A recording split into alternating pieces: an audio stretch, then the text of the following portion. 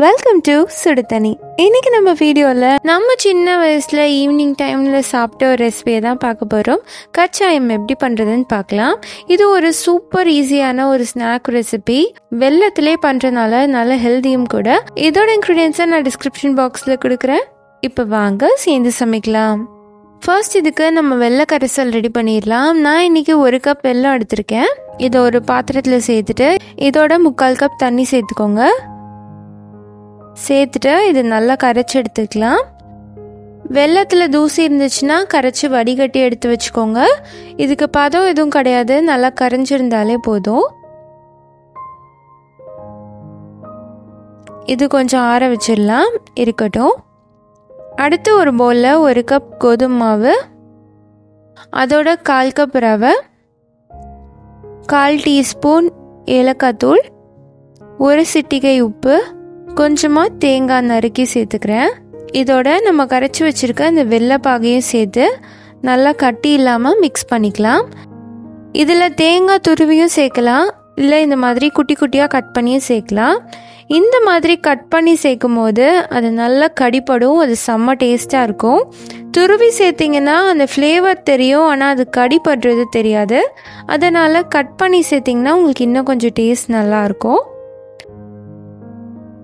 வெள்ளைப்பாகு மொத்தமாக சேர்க்காம கொஞ்சம் கொஞ்சமாக சேர்த்து மிக்ஸ் பண்ணிக்கோங்க.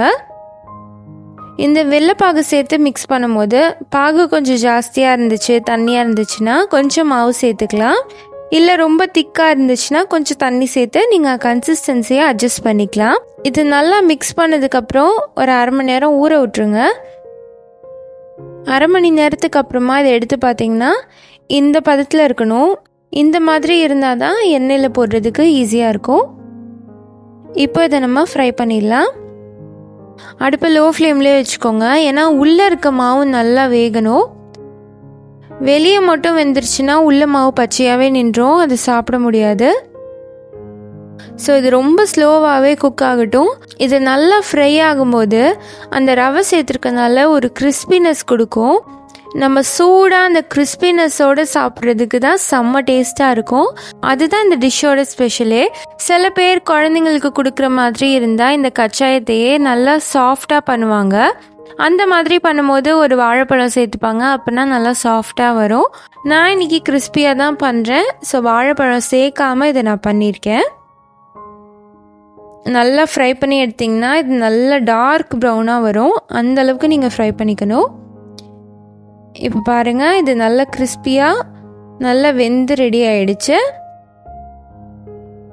இது அந்த வெல்லம் தேங்காய்லாம் சேர்த்து நல்லா மொறுன்னு சாப்பிட்றதுக்கு செம்ம சூப்பராக இருக்கும்.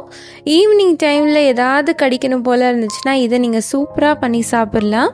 அவ்வளோதான், நம்மளோட கச்சாயம் இப்போ செம்ம சூப்பராக ரெடி ஆகிடுச்சு. நீங்களும் இந்த சூப்பர் ஈஸியான ரெசிபியை ட்ரை பண்ணி பார்த்துட்டு நீங்கள் சின்ன வயசில் இதை சாப்பிட்ருக்கீங்களா அப்படின்னு எனக்கு கமெண்ட்டில் சொல்லுங்கள். இந்த வீடியோ உங்களுக்கு பிடிச்சிருந்தா லைக் பண்ணுங்கள், சுடுதண்ணி சேனலை சப்ஸ்கிரைப் பண்ணுங்கள். தேங்க்யூ.